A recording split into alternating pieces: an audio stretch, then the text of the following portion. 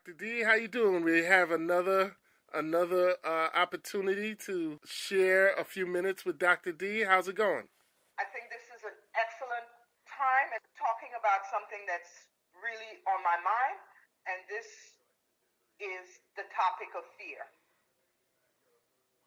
Okay. In the last block, we just kind of went over the definition and just kind of looked at it. Today, in this segment, I'd really like to talk about managing and a step to conquer fear.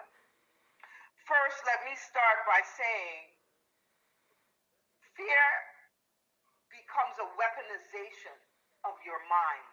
And that kind of weaponization can happen based on what you see, what you're being told. In the last blog, we talked about examples of that where the idea that people were coming across the border, the caravan was used, it was politicized in the moment to get people, the base of the president, to go out and vote.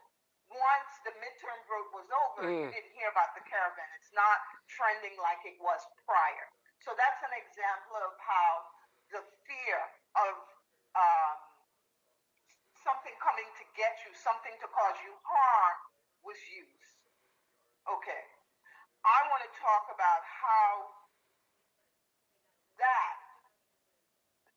that's an example of an external fear. An internal fear can be one that happened to you when you were a child. For example, the fear of dogs. Now, every time you see a dog, maybe you were bitten once.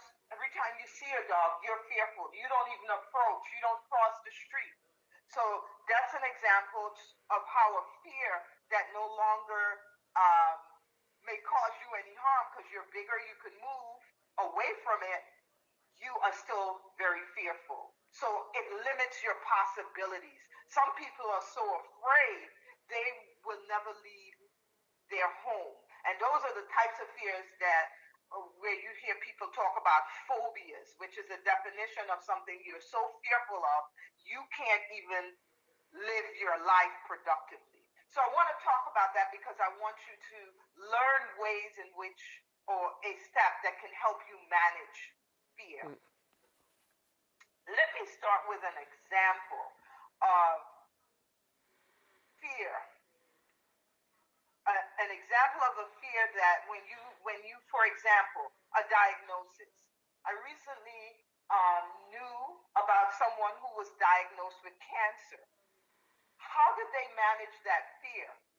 First, they were at an age where they had their children, grandchildren, so they faced it head on.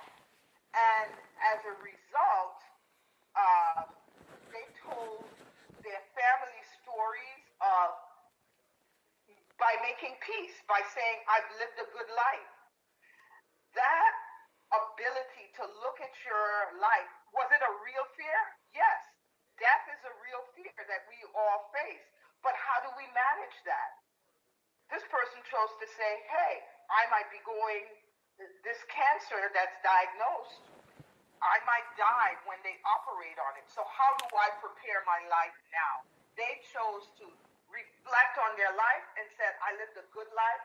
And that idea that they accepted their life as being good and wonderful, I believe helped them face that cancer fear with all the possibilities. They learned what was all their possibilities.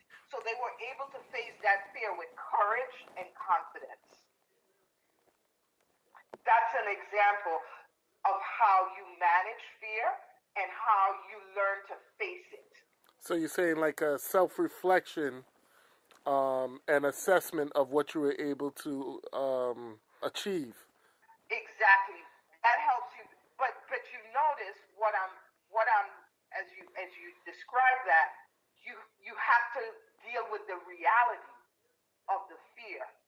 If you're diagnosed with cancer and you know that could lead to death, then that is a real fear. And so you learn, what are my possibilities?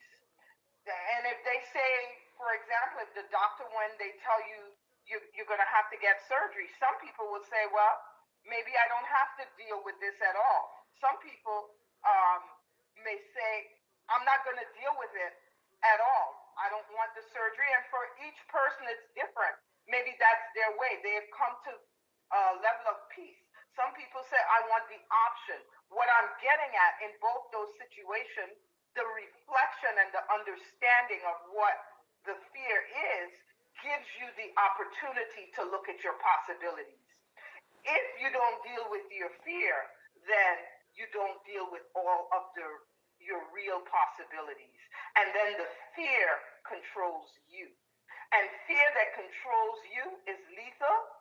So in understanding those aspects of fear, learn to manage your fear.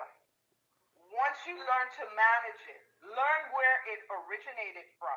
Is it a fear that happened when I was a child?